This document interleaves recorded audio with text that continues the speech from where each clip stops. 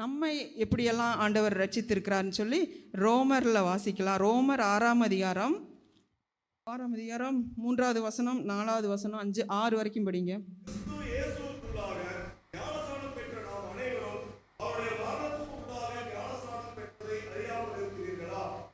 ஆமென், ஹல்லேலூயா.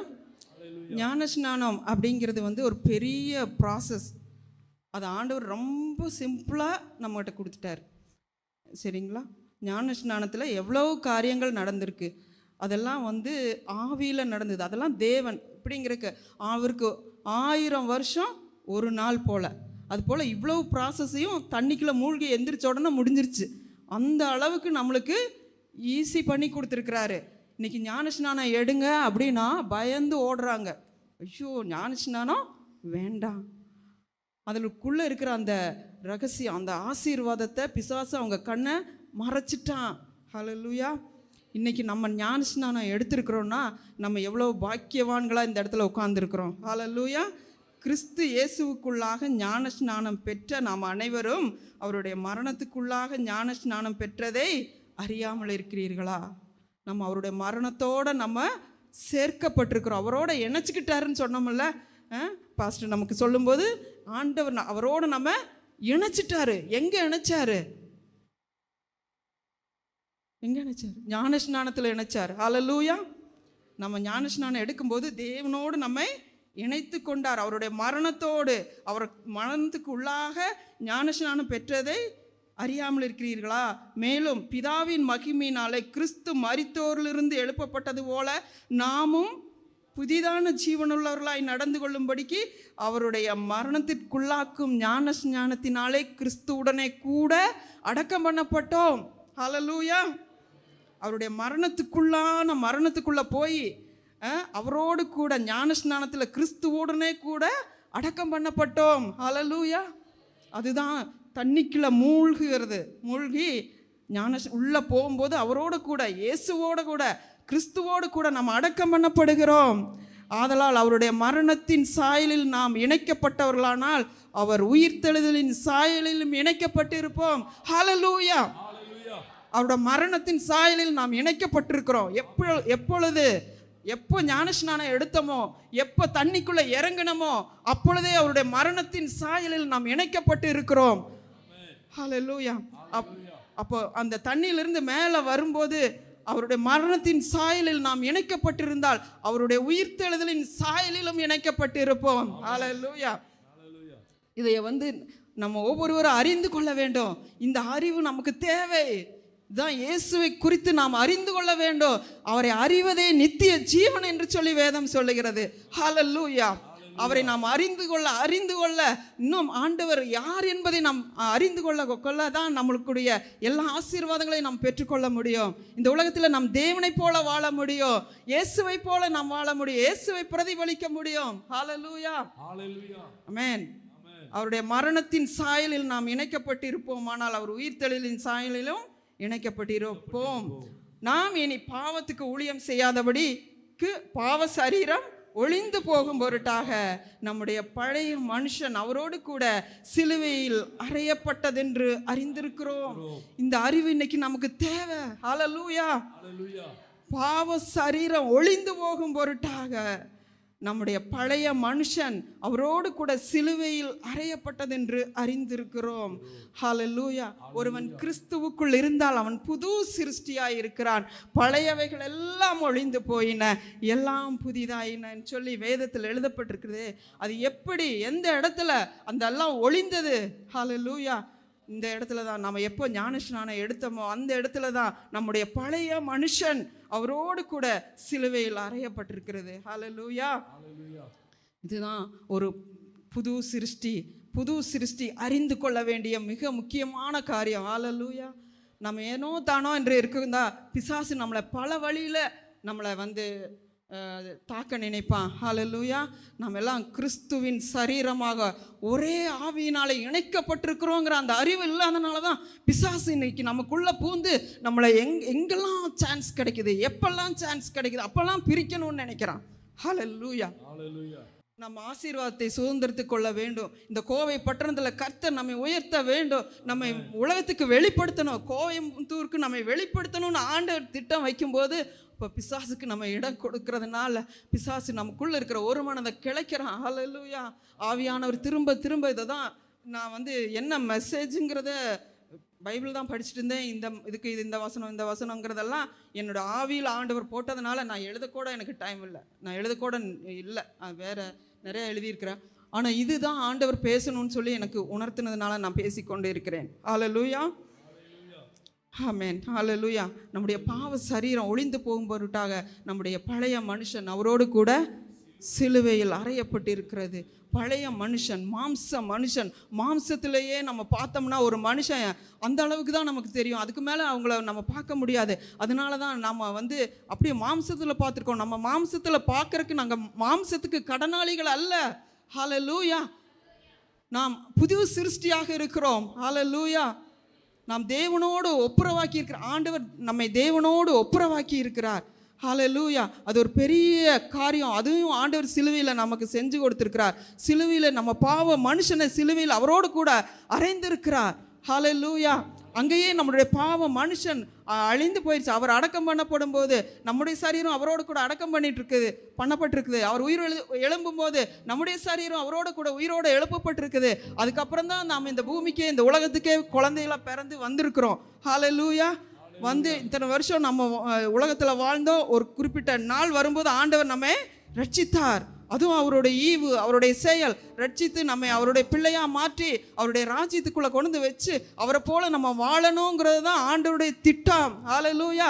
உங்களை குறித்து என்னை குறித்து ஆண்டவருடைய திட்டம் நம்ம அவரை போல இங்கே வாழணுங்கிறது தான். அதுக்காக தான் இந்த ப்ராசஸ் எல்லாம் செஞ்சுருக்கிறேன்னு சொல்லி வேதத்தில் எழுதி வச்சிருக்கிறாரு. அதை நம்ம படித்து அதை நம்ம அறிந்து கொள்ள வேண்டும் என்று சொல்லி ஆவியானவர் விரும்புகிறார். ஹல்லேலூயா. அப்போ நம்ம பாவ மனுஷன் ஒளிந்து போயிட்டான். நம்ம கிறிஸ்துவுக்குள்ள புது சிருஷ்டியாக இருக்கிறோம். கிறிஸ்து நமக்குள்ளே இருக்கிறாரு. இப்போ சரீரம் நம்ம பாவ பழைய மனுஷன் யாருமே இல்லை, இங்கே உட்கார்ந்துருக்க யாருமே இல்லை. எல்லாருக்குள்ளேயும் இயேசு உள்ளே இருக்கிறார். இனி நான் வாழ்வது நான் அல்ல, கிறிஸ்துவே எனக்குள்ள வாழ்கிறார். ஹல்லேலூயா.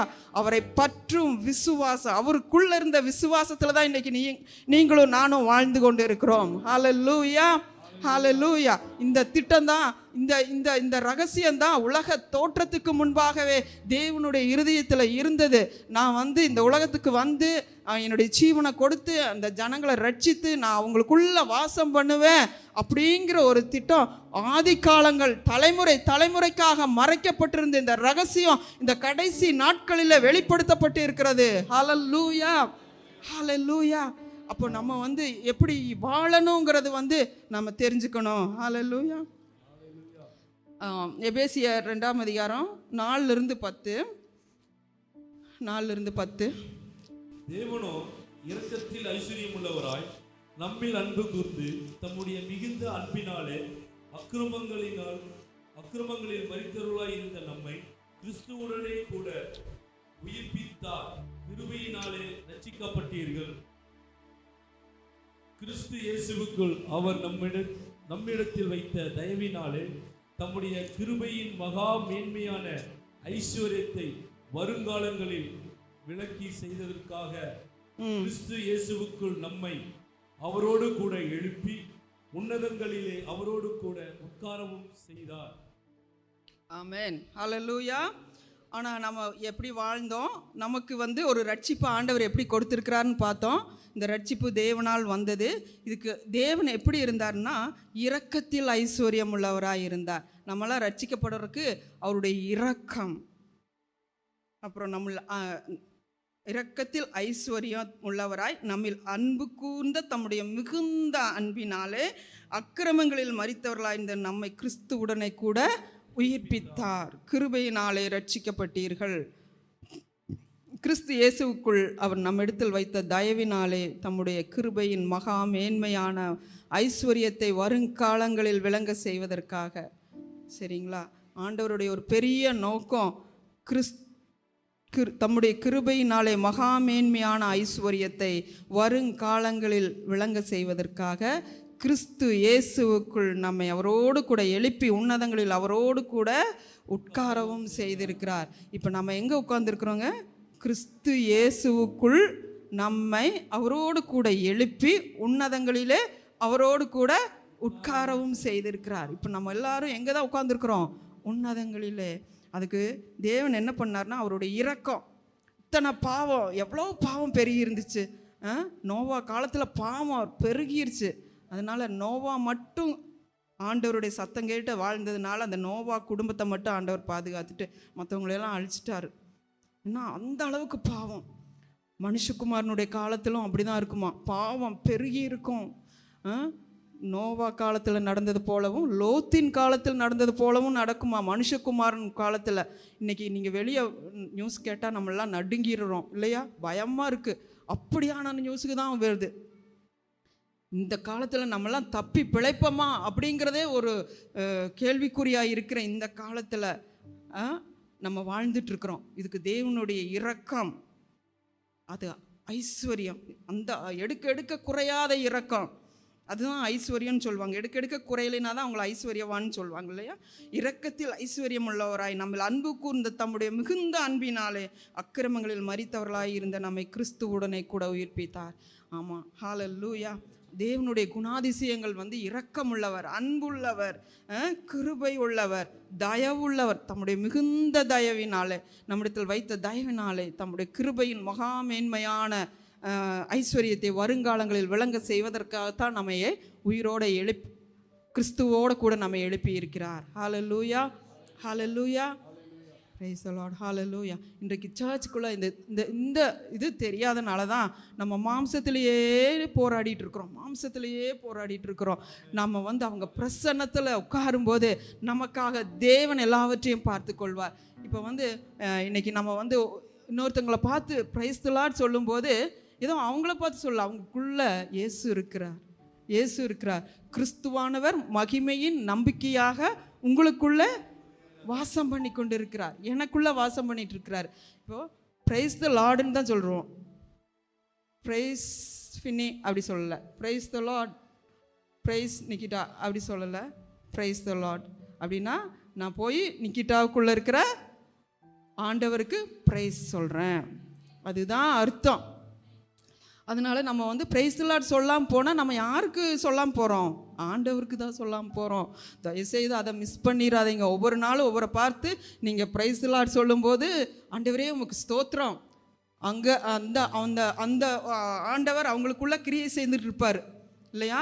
எனக்குள்ளே ஆண்டவர் கிரியை செய்கிறாருல்ல, ஒவ்வொரு நாளும் என்னை உருவாக்கிட்டு இருக்கிறாருல்ல, அதுக்கு நான் என்னை விட்டு கொடுத்து நான் நிறையா இடத்துல ஆண்டவர் என்னை பயன்படுத்துறதுக்காக நிறையா என்ன சொல்லலாம், அதை வணையும் போது நிறையா வலிக்கும் இல்லையா? அப்போ எனக்கு அந்த வழியெல்லாம், அந்த வழியோடு தான் ஆண்டவர் எனக்குள்ளே வாசம் பண்ணி கொண்டு இருப்பார். அப்போ யாராவது எனக்கு பிரைஸ் லார்ட் சொன்னால் பிரைஸ் லார்ட் அப்படின்னு நானும் அவங்களுக்கு சொல்லுவேன். அப்போ எனக்கு ஒரு ஆறுதலாக இருக்கும். எனக்குள்ள இருக்கிற ஆண்டவர் மகிமைப்படுவார். ஹல்லேலூயா. நான் உங்களுக்கு சொல்லும்போது நீங்கள் ஒரு ஸ்ட்ரகிள் இருப்பீங்க. அந்த ஸ்ட்ரகிளில் ஆண்டவர் அந்த ஸ்ட்ரகிள்லேருந்து உங்களை வெளியே கொண்டு வந்துட்டு இருப்பார். அப்போ அந்த ஆண்டவருக்கு நான் பிரைஸ் லார்ட் சொல்கிறேன். எனக்குள்ளே ஒர்க் பண்ணுற ஆண்டவருக்கு நீங்கள் பிரைஸ் லார்ட் சொல்கிறீங்க, உங்களுக்குள்ளே ஒர்க் பண்ணுற ஆண்டவருக்கு நான் பிரைஸ் லார்ட் சொல்கிறேன். இதுதான் ரகசியம். பட் ஆனால் நம்ம என்ன சொல்கிறோம், அவன் ஒரு ஃபார் எக்ஸாம்பிள் நம்ம ஏதாவது ஒரு கோவம் வந்துருச்சுன்னா, இப்போ உனக்கு போய் பிரைஸ் லார்ட் சொல்லுவாங்களா அப்படின்னு சொல்கிறோம். ஏன்னா மனுஷனத்தை பார்த்துட்டோம். ஆனால் உள்ளே இருக்கிற ஆண்டவரை பார்த்துட்டோம்னா நம்ம கண்டிப்பாக ஆண்டவரே ஸ்தோத்திரம், நீங்கள் நல்லா ஒர்க் பண்ணுறீங்க, தேங்க்யூ அப்படின்னு சொல்லிட்டு போகிறது தான் அர்த்தம். ஹல்லேலூயா. அப்புறம் இந்த கை கொடுக்கறது, இதெல்லாம் நான் ரொம்ப நாளாகவே யோசிச்சுட்டு இருப்பேன். இந்த கை ஷேக்கன் பிரைஸ் தி லார்ட் அப்படின்னு கை கொடுப்பாங்க இல்லையா, அது கூட ஒரு என்ன சொல்கிறது, ஒரு ஃபார்மாலிட்டியே அப்படின்னு நினைக்கிறாங்க. அப்படி இல்லை. ஊழியக்காரங்களை பார்த்து பிரைஸ் என்ன கை கொடுத்து பிரைஸ் தி லார்ட் சொன்னாங்கன்னா, ஆண்டவர் வசனம் இருக்குது, பவுல் புறஜாதிகள் மத்தியில் ஊழியம் செய்ய போகும்போது பேதுரும் யாக்கோபும் கை கொடுப்பாங்க. புறஜாதிகள் மத்தியில் ஊழியம் செய்கிறதுக்கு உனக்கு ஆண்டவர் கிருபை கொடுத்துருக்கிறாரு, நீ போய் ஊழியம் செய்ய, உன்னை நாங்கள் தாங்குகிறோம், எங்கள் வலது கையினால் உன்னை தாங்குகிறோம் அப்படின்னு சொல்லி கையை கொடுப்பாங்க. வலது கை கொடுத்து அவர்களை பவுலை அனுப்பி வச்சாங்களாம். அப்போ வலது கை கொடுக்குறது என்னதுக்கு அர்த்தம்னா, நாங்கள் கூட நிற்கிறோம், நீங்கள் பவுல் நீ போய் புறஜாதிகள் மத்தியில் ஊழியம் செய்ய, நாங்கள் யூதர்களுக்கு ஊழியம் செய். இஸ்ரவேலுக்கு ஊழியம் செய்யறதுக்கு ஆண்டவர் எங்களை தெரிஞ்சிட்டாரு. புறஜாதிகளுக்கு ஊழியம் செய்கிறது எவ்வளோ கஷ்டமாக இருக்கும் தெரியுமா? பவுல் எவ்வளோ பாடுபட்டுருக்கிறாருல்ல, நாங்கள் கூட நிற்கிறோம் அப்படின்னு தங்களுடைய வலது கை கொடுத்து அனுப்புனாங்களாம். தரித்திரரை மாத்திரம் நினைத்து கொள்ளுங்கள்னு சொல்லி ஒரு ஆலோசனை சொல்லி கையை கொடுத்து அனுப்புனாங்களாம். அதுதான் வலது கையை கொடுப்பது. இது எனக்கு ரொம்ப முன்னாடி ஒரு ஊழியக்காரங்க பிரசங்கம் பண்ணாங்க. அதனால் நான் எந்த ஊழியக்காரரை பார்த்தாலும் என்னை அறியாமல் கையை கொடுத்துருவேன். பாஸ்டர் ஏன்னா அவங்க ஒரு இடத்துல ஊழியம் செஞ்சிட்ருக்குறாங்க. வலது கை கொடுப்பதன் மூலமாக நாங்கள் கூட நிற்கிறோம் அப்படின்னு சொல்கிறதுக்கு அர்த்தம். ஹல்லேலூயா, பிரைஸ் தி லார்ட் சொல்லுவது அவங்களுக்குள்ளே வாசம் பண்ணுற ஆண்டவர், அவரை உருவாக்கிட்டு இருக்கிறீங்க ஆண்டவரே, அதுக்காக உங்களுக்கு பிரைஸ் தி லார்ட் அப்படி சொல்கிறோம். ஹல்லேலூயா. இதை சர்ச் ஆகிய நாம் அறிந்து கொள்ளணும். ஹல்லேலூயா. ஆண்டவர் நமக்கு எவ்வளோ பாராட்டியிருக்கிறார், எவ்வளோ கிருபை செஞ்சுருக்கார், எவ்வளோ இரக்கம் பாராட்டியிருக்கிறார், எவ்வளோ தயவு பாராட்டியிருக்கிறார். ஹல்லேலூயா. அதை நம்ம நினச்சி இன்றைக்கி நான் இல்லை, எனக்குள்ள ஆண்டவர் தான் என்னை வாழ வச்சிட்ருக்கிறாரு. நம்ம செத்து போகிறதுனா என்றைக்கோ செத்து போயிருக்கலாம். எவ்வளோ ஆபத்து, எவ்வளோ போராட்டங்களை பிசாசு கொண்டு வந்தான். நம்ம பிறந்ததுலேருந்து இன்றைக்கி வரைக்கும் எத்தனை முறை நம்ம தப்பிச்சிருக்கிறோம். இதுக்கு யார் காரணம்? நம்மளோட படிப்பா, நம்முடைய அனுபவமா? ஒன்றுமே இல்லை, ஆண்டவர் தான். நான் எனக்கு இந்த கல்யாணம் ஆனதுக்கப்புறம் எங்களுக்கெல்லாம் எப்படின்னா சின்னதுலேருந்தே எங்களை என்ன பண்ணிட்டாங்கன்னா வசனம் படிக்கணும், பைபிள் படிக்கணும், ஜெபம் பண்ணணும். எங்களுக்கு உலகமே தெரியாது. எங்களை அப்படி வளர்த்திட்டாங்க. இன்றைக்கி உலகத்துக்குள்ளே போகணுன்னாவே படபடப்பாக இருக்கும்.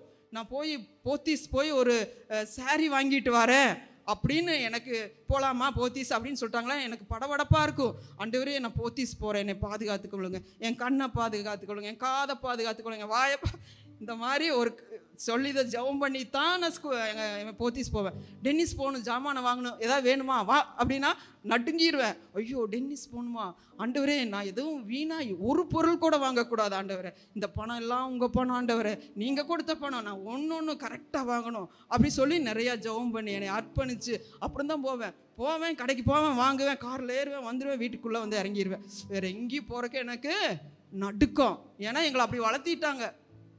வீட்டுக்குள்ளேயே வச்சு வசனத்தை கொடுத்து அப்படியே நாங்கள் வளர்ந்ததுனால எங்களுக்கு யாரை பார்த்தாலும் பேசவும் தெரியாது.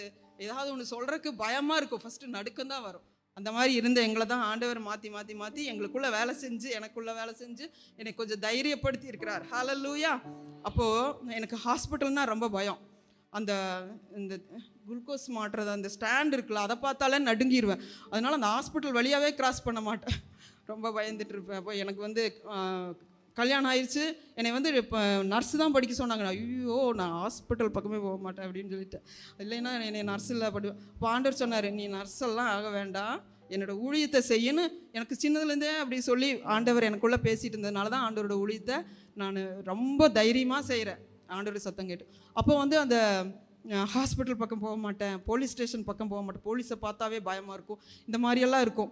அப்படியெல்லாம் ஒரு பயந்த சுபாவத்தில் இருந்ததான் எனக்குள்ள ஆண்டவர் என்னை தைரியப்படுத்தி என்னை பலப்படுத்தி இன்னைக்கு நிறுத்தி இருக்கிறார். அதுக்கு ஆண்டவர் எனக்குள்ளே இருந்து எனக்குள்ள கிரியை செய்கிறாருங்கிறத நான் உண்மையாக ஸ்டெப் பை ஸ்டெப்பாக நம்புகிறேன். ஹல்லேலூயா. அப்போ குழந்தை ஃபஸ்ட்டு ஃபினிட் சிசேரியன்ட்டாங்க. ஐயோ நான் பயந்து நடுங்கினது போல் யாரும் எல்லோரும் பயந்துருப்பாங்க, லேடிஸ் எல்லாம் பயந்துருப்பாங்க. அப்போ நான் சிசேரியன்ட்டு சொன்னதுலேருந்து ஆண்டவரே நான் என்ன செய்வேன், எனக்கு பயமாக இருக்குன்னு சொல்லி நான் பயந்துட்டு இருந்து பைபிள் எடுத்து படித்தேன்.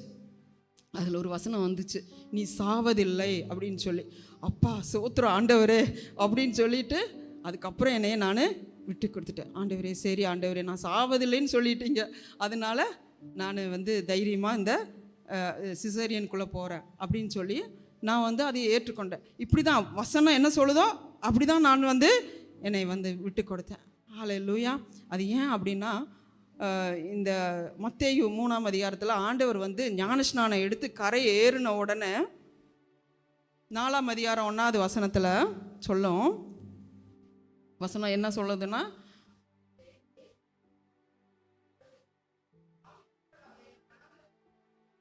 ஆமாம், பேப்டிசம் எடுத்து மேலே வந்த உடனேயே என்ன பண்ணுறான், பிசாசினால் சோதிக்கப்படுவதற்கு ஆவியானவராலே வனாந்தரத்துக்கு கொண்டு போகப்பட்டார். அப்போ ஆவியானவராலே வனாந்தரத்துக்கு கொண்டு போகப்பட்டார்.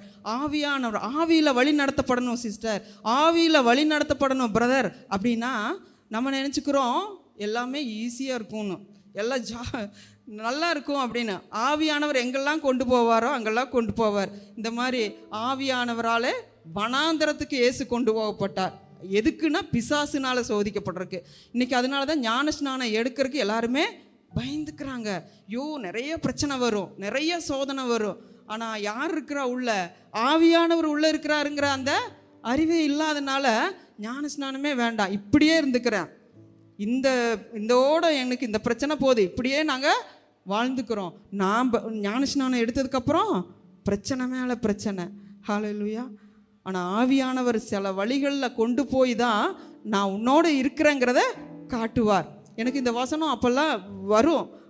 ஆண்டவர் ஒவ்வொரு பிரச்சனைக்குள்ளே போகும்போதும், ஆண்டவரே ஏன் இந்த பிரச்சனை, ஏன் இதில் நடத்துகிறீங்க அப்படின்னு கேட்கும்போது ஆண்டவர் சொல்லுவார், நான் கூட இருக்கிறேன், நான் கூட இருக்கிறேன், நீ அதை பாரு அப்படின்னு சொல்லுவார். ஹல்லேலூயா. அதனால தான் எல்லா பிரச்சனைகள் வழியாக போகும்போதும் ஆண்டவர் அவரோ எங்களோடு இருக்கிறத நாங்கள் பிரத்யட்சமாக பார்ப்பதற்கு ஆண்டவர் உதவி செய்திருக்கிறார். அதனால் ஞானஸ்நானம் எடுத்து ஆண்டவருடைய பிள்ளைகளாக தேவனால் பிறந்த எல்லாருக்கும் கஷ்டங்கள் பாடுகள் வருங்கிறது வராதுங்கிறது இல்லை, கண்டிப்பாக வரும், கண்டிப்பாக டெஸ்ட்ஸ் வரும். நீங்கள் எப்போ பேப்டிசம் எடுத்து ஆண்டவருடைய பிள்ளையாக மாறிட்டீங்களோ அப்போவே உங்களுக்கு டெஸ்ட்டு வரும்னு ஆண்டவரே அந்த வழியாக போயிட்டு சொல்லியிருக்கிறார். அப்போ ஆண்டவர் என்ன பண்ணார்? எதில் டெஸ்ட்டு வந்துச்சுன்னா அவரோட வார்த்தை கொடுப்பார். பார்த்தீங்களா, இவர் என்னுடைய நேசகுமாரன், இவரில் பிரியமாக இருக்கிறேன் அப்படின்னு ஆண்டவர் பேசினார் இல்லையா? பிதா இயேசுகிட்ட சொன்னார் இல்லையா? அப்போ பிசாசும் கேட்டுட்டு இருந்திருக்கான். பிசாசு சொன்னால், நீ தேவனுடைய குமாரனே ஆனால் இந்த கல்லுகள் அப்பமாகும்படி செய்யும் அப்படின்னு சொன்னார். அப்படின்னு பிசாசு சொன்னான். அப்போ ஆண்டவர் என்ன சொன்னார்? மனுஷன் அப்பத்தினாலே மாத்திரமல்ல தேவனுடைய வாயிலிருந்து புறப்படுகிற ஒவ்வொரு வார்த்தையினாலும் பிழைப்பான் என்று எழுதி இருக்கிறதே. அப்போ ஆண்டவர் என்ன சொன்னார்? எழுதி இருக்கிற வார்த்தையை சொன்னார். அவருடைய மனசில் தோணுனது, யோசிச்சது எல்லாம் சொல்லலை. வசனத்தில் என்ன சொல்லி இருக்கிறது அந்த வசனத்தை தான் சொல்லி பிசாசை துரத்தினார். ஹல்லேலூயா. நம்மளுக்கு டெஸ்ட் வரும்போது ஆண்டவரோட வார்த்தையும் வரும். ஆண்டவருக்கு இந்த வார்த்தை ஞாபகம் வந்திருக்கும், அவர் படிச்சிருந்தார். இந்த வார்த்தை உபாகமம் 8ஆம் அதிகாரத்தில் இருக்குது, அதை படிச்சிருப்பார். அவங்க அம்மா இதெல்லாம் உங்களுக்கு கற்றுக் கொடுத்துருப்பாங்க. அப்போ பிசாசு வரும்போது இந்த வார்த்தையை சொல்லி அவனை மேற்கொள்ளணும்னு சொல்லி கொடுத்துருப்பாங்க இல்லையா? ஹல்லேலூயா. அப்போ அந்த வார்த்தையை சொல்லும்போது பிசாசு போயிட்டான். அடுத்த ஒரு டெஸ்ட் கொண்டு வர்றான். அதோட முடியல, டெஸ்ட் மேலே டெஸ்ட்டு. பல இடங்களில் இயேசுவை கொலை செய்ய பிசாசு வகை தேடியே இருந்தான். ஆனால் அவருடைய நேரம் வர வரைக்கும் ஆண்டவர் பிசாசு கையில் ஒப்பு கொடுக்கவே இல்லை. அவரோட வேலை வரும்போது தான் ஆண்டவர் நான் தான் சொல்லி காட்டுறாரு, அவரை காமிக்கிறாரு. ஹல்லேலூயா. அது வரைக்கும் வசனத்தில் தான் மேற்கொள்ளணும். ஹல்லேலூயா. பிசாசை வசனத்தினால் ஜெயித்தவர்கள்னு சொல்லி வேதம் சொல்லி இருக்கிறது. ஹல்லேலூயா. ஒவ்வொரு பிரச்சனைகளும் போராட்டங்களும் வரும்போது ஆண்டவர் அங்கேயே உங்களுக்கு வார்த்தையை கொடுத்துருவார். அந்த வார்த்தையை பிடிச்சிட்டு அதில் நிற்கும்போது அந்த வார்த்தையில் மூலமாக ஆண்டவர் உங்களை அந்த சோதனையிலேருந்து உங்களை வெளியே கொண்டு வருவார். ஹல்லேலூயா. அதற்கு வசனம் ரொம்ப அவசியம். ஹல்லேலூயா. நான் எங்கே போனாலும், இங்கே சர்ச்சாக இருந்தாலும், பாப்பம்பட்டி சர்ச்சாக இருந்தாலும், நான் ஃபைனலாக சொல்கிறது வசனம். நீங்கள் உங்கள் பிள்ளைகளுக்கு ட்ரெஸ் வாங்கி கொடுக்குறீங்களோ இல்லையோ, அவங்கள வசனம் படிக்க வச்சுருங்க. வசனத்தில் தான் அந்த பிள்ளைங்க வெற்றியை பார்க்க முடியும். வசனம் தெரியலேன்னா பிசாசுக்கு முன்னாடி தோற்று போயிடுவாங்க. ஹல்லேலூயா. நம்ம பெற்றோராகிய நம்ம காலத்தில் பாவத்துக்கும் நமக்கும் ரொம்ப தூரம். நம்ம போய் தான் அந்த பாவத்தை பார்க்க முடியும் அல்லது செய்ய முடியும். ஆனால் இன்றைக்கி நம்ம பிள்ளைங்க கையிலேயே பாவத்தை பிசாசு கொடுத்துருக்கான். ஹல்லேலூயா. அவங்க எந்த அளவுக்கு வசனம் படிக்கணும், எந்த அளவுக்கு அவங்க வசனத்தில் தேறினவர்களாக இருக்கணும். ஹல்லேலூயா. உங்கள் பிள்ளைகளுக்கு சாப்பாடு கொடுக்குறீங்களோ இல்லையோ, வசனத்தை கொடுங்க.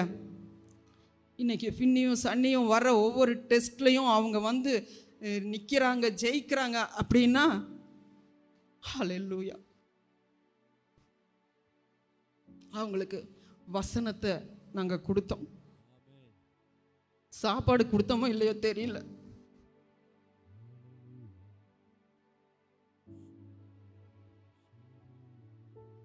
வசனத்தை கொடுத்தோம். ஹல்லேலூயா. பெற்றோரே, உங்க பிள்ளைகளுக்கு என்ன கொடுக்குறீங்க? ஆவியானவர் என்கிட்ட கேட்க சொன்னார் இன்னைக்கு, அதனால தான் கேட்குறேன். ஹல்லேலூயா. நான் பேசுறது நான் இல்லை, ஆண்டவர் பேசிட்டு இருக்கார். உங்க பிள்ளைகளுக்கு என்ன கொடுக்குறீங்க? வசனம் கொடுக்குறீங்களா? டெய்லி கொடுக்குறீங்களா? வசனம் படிக்கிறாங்களா? ஹல்லேலூயா. இன்னைக்கு ஏஐன்னு ஒரு இது வந்துருச்சு. அது எல்லாம் கலெக்ட் பண்ணி வச்சுக்குமா. நம்ம அதில் போட்டோம்னா என்ன வசனம் வேணுமோ அதை போட்டால் அது வந்துடுமா. அது சில நேரங்களில் தப்பாக கூட வரும். அந்த அப்படி படிக்கிறாங்களா, இல்லை வசனம் வேதத்திலிருந்து படிக்கிறாங்களா? ஒருவேளை அந்த ஃபோனில் வசனம், ஏஐயில் வசனம் படித்ததுன்னா உங்கள் பிள்ளைகளுடைய அவங்கள சரியாக வழி நடத்தாது. உங்கள் பிள்ளைகளுக்கு வேதத்தில் இருக்கிற வசனத்தை கற்றுக் கொடுங்க. டெய்லியும் பைபிள் படிக்க சொல்லுங்கள். வேதம் வசனத்தில் நீங்கள் அவங்கள நடத்தணும். இயேசுவே வேத வசனங்களை தெளிவாக படித்து வச்சுருந்தார், மனப்பாடமாக இருந்துச்சு அவருக்கு. பிசாசு வனாந்தரத்தில் அவர் சோதிக்கப்படும் போது வசனத்தின் மூலமாய் பிசாசை ஜெயித்தார். இன்றைக்கி பெற்றோர்களை, உங்கள் பிள்ளைங்க என்னென்ன போராட்டங்கள் வழியாக போயிட்டுருக்குறாங்கன்னு உங்களுக்கு தெரியுமா? அவங்க என்னென்ன சவால்களை சந்திக்கிறாருங்கன்னு தெரியுமா? அவங்களுக்கு வசனம், அந்த பிரச்சனைக்கு தேவையான வசனம் அவங்களுக்கு தெரியுமா? நீங்கள் பேசுகிறீங்களா? இன்றைக்கி இந்த பிரச்சனைக்கு இந்த வசனத்தை சொல்லி நீ மேற்கொள்ளணும்னு சொல்லி கொடுக்குறோமா? ஹல்லேலூயா, ஹல்லேலூயா. டெய்லியும் பிள்ளைகளோடு உட்காந்து பேசுகிறோமா? எவ்வளோ நேரம் பேசுகிறோம் தெரியல எனக்கு. நீங்கள் வேலைக்கு போகிறீங்க, கரெக்ட். ஆனால் வீட்டுக்கு வந்ததுக்கப்புறம் நீ ஒரு செல்ஃபோன் பாரு, நான் ஒரு செல்ஃபோன் பார்த்துக்கிறேன். உனக்கு எனக்கு எந்த சம்மந்தமே இல்லை. அந்த பிள்ளைக்கு 1000 சொல்லணும்னு இருக்கும் அப்பா கிட்ட அம்மா கிட்ட. எனக்கு செல்ஃபோன் தான் முக்கியம். நான் செல்ஃபோனில் நிறையா சமையல் பார்க்கணும், சமையல் குறிப்பு எடுக்கணும், மெடிக்கல் பார்க்கணும், அதை பண்ணணும், இதை பண்ணணும், சாரி பார்க்கணும், என்னமோ நிறையா பண்ணுறோம்ல.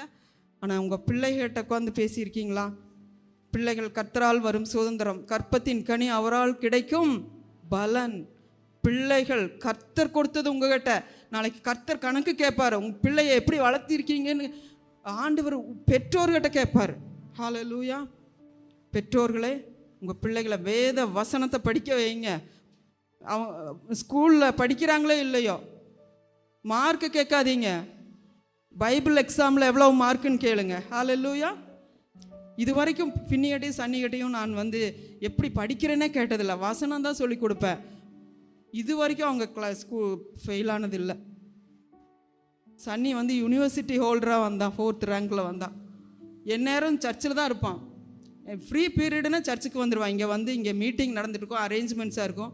சார்கிட்ட சொல்லிட்டு வந்துடுவான், நான் இங்கே வரைக்கும் போயிட்டு வந்தார் சார், சர்ச்சில் மீட்டிங். அவரும் விட்டுருவார், இங்கே சர்ச்சில் தான் இருப்பான். படித்ததே நான் பார்த்ததே இல்லை. ஆனால் இந்த ஃப்ளெக்ஸு வச்சுருந்தாங்களாமா, சொன்னால் அதையும் நான் போய் பார்க்கல. யூனிவர்சிட்டியில் 4th ரேங்க் எடுத்திருக்கிறேன்னு ஃப்ளெக்ஸு வச்சுருக்காங்க. ஒரு நாளும் ப்ரோக்ரஸ் வாங்க நான் போயிருக்கிறேன், சைன் பண்ணிட்டு வந்துடுவோம். மற்றபடி எதுக்கு போக மாட்டோம். எதுக்கு போவோம்னா ஃபீஸ் கட்டல, கொஞ்சம் வாங்கன்னு கூப்பிடுவாங்க, அதுக்கு தான் போவோம். அப்போ நாங்கள் போனோம்னாவே சொல்லுவாங்க, ஏன் நீ வெளியே நிற்கிற, உள்ளே போ, ஃபீஸ் கட்டாட்டி பரவாயில்ல, உள்ளே உட்காரு அப்படின்றவாங்க. அந்த அளவுக்கு ஆண்டவர் எங்களுக்கு தயவு பாராட்டினார். காரணம் அவருடைய ஊழியத்தை செஞ்சதுனால. இன்றைக்கி நீங்கள் உங்கள் பிள்ளைகளை நீங்கள் ஆண்டவருக்குள்ளே வளர்த்தும் போது எல்லாருடைய கண்களிலும் தயவு கொடுப்பார். ஹல்லேலூயா, ஆமென். வசனம் சொல்லுது, பெற்றோர் மட்டும் இல்லை, பிள்ளைகள், வாலிபர்களே. ஹல்லேலூயா.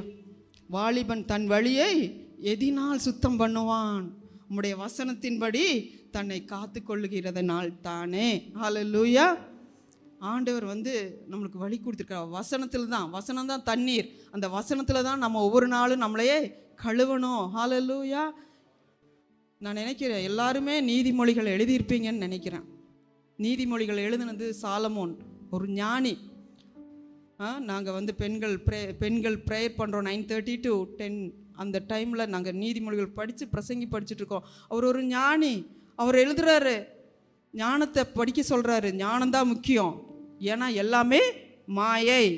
ஹல்லேலூயா. அவர் பார்த்துட்டாரு, எல்லாத்தையும் அனுபவிச்சிட்டார். மனசை பார்த்து சொல்லிட்டாரா, நீ எல்லாத்தையுமே அனுபவி, எல்லாமே என்ஜாய், ஒரு இது இல்லை. ஆனால் எல்லாத்தையும் பண்ணி பார்த்துட்டு எக்ஸ்பீரியன்ஸில் எழுதியிருக்காரு. நம்மளாம் அந்த அளவுக்கு எக்ஸ்பீரியன்ஸ் இல்லை. அவர் எழுதிட்டார், எல்லா மாயையும் மனதுக்கு சஞ்சலமுமா இருக்கிறது. ஹல்லேலூயா. நமக்கு ஒருத்தர் அந்த வழியாக போய் அதை எக்ஸ்பீரியன்ஸ் பண்ணி நமக்கு எழுதி கொடுத்துருக்கிறாரு. அப்போ அதை படிக்கும்போது நிச்சயமாக நம்ம அந்த அளவுக்கு போக மாட்டோம்னு நினைக்கிறேன். ஹல்லேலூயா, ஹல்லேலூயா. உங்கள் பெற்றோருக்கு நீங்கள் கீழ்ப்படியணும். பைபிள் படினா படித்து தான் ஆகணும். ஹல்லேலூயா, படித்து தான் ஆகணும். ஹல்லேலூயா. நீங்கள் பைபிள் படிக்கணும், ஜெபம் பண்ணணும், ஆலயத்துக்கு வரணும், இங்கே இருக்கிற வேலைகளை செய்யணும். அப்போ தான் ஆண்டவர் உங்களுடைய வாழ்க்கையில் வேலை செய்ய முடியும், கிரியை செய்ய முடியும், உங்களுக்காக தயவு பாராட்ட முடியும், இரக்கம் பாராட்ட முடியும். ஹல்லேலூயா. நீங்கள் ஆண்டவரை விட்டு, ஒருவன் கிறிஸ்துவுக்குள் இருந்தால் தான் புது சிருஷ்டி. கிறிஸ்துவுக்கு வெளியே இருந்தால் புது சிருஷ்டியாக வாழ முடியாது. ஹல்லேலூயா. பழைய சிந்தை, பழைய எண்ணம், பழைய இதெல்லாம் நம்மளை தாக்கும். அந்த நேரத்தில் நமக்கு என்ன இருக்கணும்? கிறிஸ்துவுக்குள்ளே நம்ம இருக்கணும். ஹல்லேலூயா. அப்போ கிறிஸ்துவுக்குள்ளே தான் எல்லா ஆசீர்வாதங்களும், கிறிஸ்துவுக்குள்ளே தான் ஆசீர்வாதம். அப்போ கிறிஸ்துவுக்குள்ளே இருக்கிறோமா அப்படிங்கிறத நம்ம எல்லாரும் செக் பண்ணணும். ஹல்லேலூயா, ஹல்லேலூயா. சோத்ராம். ஆண்டவரே நன்றி. கிறிஸ்துவுக்குள்ளே தான் எல்லா ஆசீர்வாதம். பெற்றோர்களும் பிள்ளைகளை கவனமாக பார்க்கணும். பிள்ளைகளை ஒவ்வொரு நாளும் நீங்கள் வசனத்தை சொல்லி கொடுத்தா வாட்ச் பண்ணணுங்க, அது இதெல்லாம் ஒன்றும் கிடையாது. வசனத்தை சொல்லி கொடுத்துருங்க. அவங்க அந்த வசனத்தில் நிற்கிறாங்கிறாங்கிறது மட்டும் பார்த்துட்டிங்கன்னா போதும். ஹல்லேலூயா. அவங்களுக்கு வர்ற டெஸ்ட்டில் அவங்க எப்படி ஹேண்டில் பண்ணுறாங்கங்கிறது மட்டும் நம்ம பார்த்தா போதும். ஹல்லேலூயா. நிச்சயமாக ஆண்டவர் அவங்கள கைவிட மாட்டார். அந்த வசனம் ஒரு நாளும் அவங்கள கைவிடாது. ஹல்லேலூயா. தேவனுடைய வார்த்தை எப்படி இருக்கு? ஆவியாயும் ஜீவனாயும் இருக்கிறது. ஹல்லேலூயா. அது ஆவியாகவும் இருக்குது, ஜீவனாக இருக்குது. ஜீவனாக எங்கே இருக்கோ? நமக்குள்ளே இருக்கோ. நம்மளுக்குள்ள அந்த வார்த்தை நம்ம ஒவ்வொரு நாளும் வெளிப்படும், ஜீவனாக வெளிப்படும். ஆவியாக இருக்கிற வார்த்தை ஜீவனாக வெளிப்படும். ஜீவனாக வந்தால் தான் நம்ம பேச முடியும், சாட்சி சொல்ல முடியும். ஹல்லேலூயா, ஹல்லேலூயா. அப்போ அந்த வார்த்தை உள்ளே இருந்தால் தான் அது ஆவியாக மாறி ஜீவனாக வெளிப்படும். ஹல்லேலூயா. நிறைய வசனங்களை படிங்க. உங்கள் பிள்ளைகளை வசனம் கற்றுக்கொடுங்க. அவங்க வாழ்க்கை மாறுறத ஒவ்வொரு நாளும் நீங்கள் பார்ப்பீங்க. மறுரூபத்தை உங்கள் வீட்டுக்குள்ளேயே பார்ப்பீங்க. ஹல்லேலூயா, ஹல்லேலூயா. உங்கள் பிள்ளைகள் நீங்கள் மறுரூபம் ஆகியிருக்கிறத நீங்கள் சொல்ல முடியும். பெற்றோர் மறுரூபம் ஆகியிருக்கிறத பிள்ளைகள் சொல்ல முடியும். ஹல்லேலூயா. பிள்ளைங்களை நல்லா என்கரேஜ் பண்ணுங்கள். என்ன எப்படி என்கரேஜ் பண்ணணும்? வசனத்தின்படி. அவங்க ஏதாவது வீக்காக இருந்தால் அதவே நம்ம சொல்லக்கூடாது. பிள்ளைகளை எப்படி தாவீது சொல்கிறார் அப்படின்னா, பிள்ளைகள் ஒளிவ மரக்கன்றுகளைப் போல இருப்பார்கள், குமாரர் ஓங்கி வளருகிற விருட்சங்கன்றுகளைப் போலவும் சித்திரம் தீர்த்த குமாரத்திகள் சித்திரம் தீர்த்த அரண்மனையின் மூளைக்கற்களைப் போலவும் இருப்பார்கள் அப்படின்னு சொல்கிறீங்களா? டெய்லி சொல்கிறீங்களா? பெற்றோரே சொல்கிறீங்களா? உங்கள் பிள்ளைகள் ஓங்கி வளருகிற விருட்சங்கன்றுகளைப் போலவும் என் குமார்த்திகள் சித்திரம் தீர்த்த அரண்மனையின் மூளைக்கற்களைப் போலவும் இருக்கிறார்கள்னு சொல்கிறோமா? சொல்லணும். அதுக்கு தான் வசனம் எழுதி வச்சுருக்குது. நாங்கள்லாம் பிள்ளைங்க சின்னதாக இருக்கையில் இந்த வசனத்தை படிச்சுட்டு இது என்ன சொல்லுதோ அப்படியே நாங்கள் சொல்லுவோம். எங்கள் பிள்ளைகளை பார்த்து சொல்லுவோம், உன் குமாரர் ஓங்கி வளருகிற விருட்சங்கன்றுகளைப் போலவும் குமாரத்திகள் சித்திரம் தீர்த்த அரண்மனையின் மூளைக்கற்களைப் போலவும் இருப்பார்கள்னு சொல்லுவோம். அது ப்ராக்டிஸ் பண்ணுவோம். பண்ணி இப்போ என்னாச்சு? பிள்ளைங்க ஓங்கி வளருகிற விருட்சங்கன்றுகளை போல வளர்ந்துட்டாங்க. ஹல்லேலூயா. ஏன்னா நானும் ஷார்ட்டு, எங்கள் அப்பாவும் ஷார்ட்டு, எல்லோரும் ஷார்ட்டாக இருக்கிறனால எல்லாம் பார்க்கும்போதெல்லாம் சொல்லுவாங்க, பின்னி வளரமாட்டான். அப்போ போய் இந்த ஜெபம் பண்ணும்போது, பைபிள் படிக்கும்போது இந்த வசனம் எங்களுக்கு சொல்லி கொடுத்தாங்க. எங்கள் பெரியம்மா சொல்லி கொடுத்தாங்க, நீ இந்த வசனத்தை சொல்லி ஜெபம் பண்ணு, அதெல்லாம் வளர்ந்துருவான் அப்படின்னு. அந்த வசனத்தை சொல்லி ஜெபம் பண்ணோம், வளர்ந்துட்டான். ஹல்லேலூயா, ஆமென், ஹல்லேலூயா. Thank you Jesus.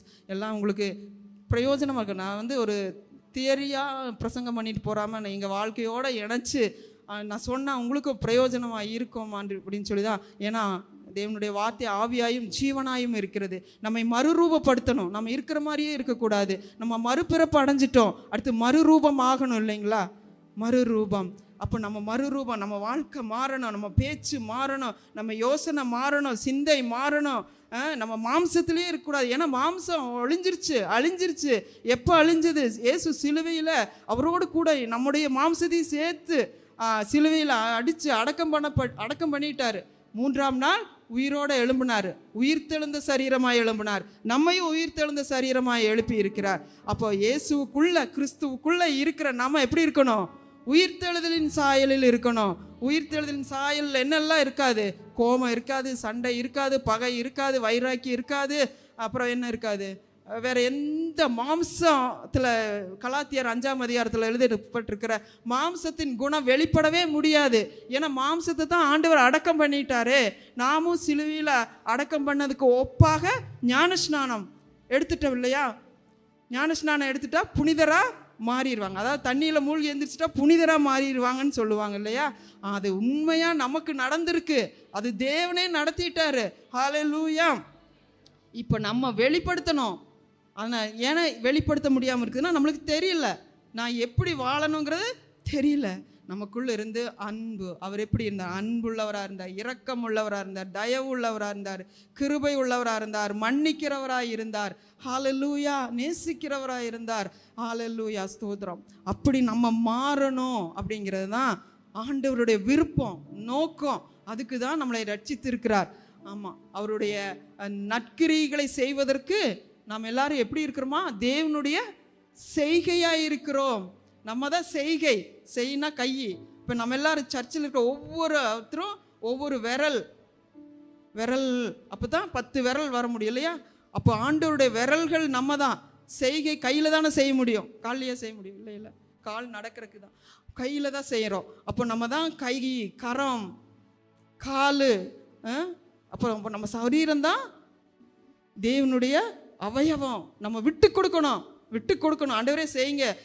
இந்த கையில் என்னெல்லாம் செய்யணும்னு நினைக்கிறீங்களோ செய்யுங்க. இந்த காலில் எங்கே நடக்கணும்னு நினைக்கிறீங்களோ நடங்க ஆண்டவரே.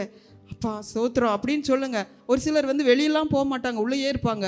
அவங்கெல்லாம் தான் ஹார்ட்டு, லங்ஸு, லிவரு, கிட்னிஸு இதெல்லாம் ஃபங்க்ஷன் ஆகிட்டே இருக்கணும். அப்போ தான் இந்த கை வேலை செய்யும், கால் வேலை செய்யும், அப்புறம் சரீரம் எல்லாமே வேலை செய்யறதுக்கு முக்கிய காரணம் என்னென்னா ஹார்ட்டு, லங்ஸு, லிவரு, கிட்னி, இந்த ராஜ உறுப்புகளெல்லாம் நல்லா வேலை செய்யணும். அப்போ ராஜ உறுப்புகள் நீங்கள் எல்லாரும் தான். ஹல்லேலூயா. ராஜ உறுப்புகள் இயங்க தான் வெளிப்படையான உறுப்புகளும் இயங்கும். ஹல்லேலூயா. இது கிறிஸ்துவின் சரீரம். ஹல்லேலூயா. இது இயங்க வேண்டும். ஹல்லேலூயா. Thank you Lord. தேங்க்யூ. ஹல்லேலூயா.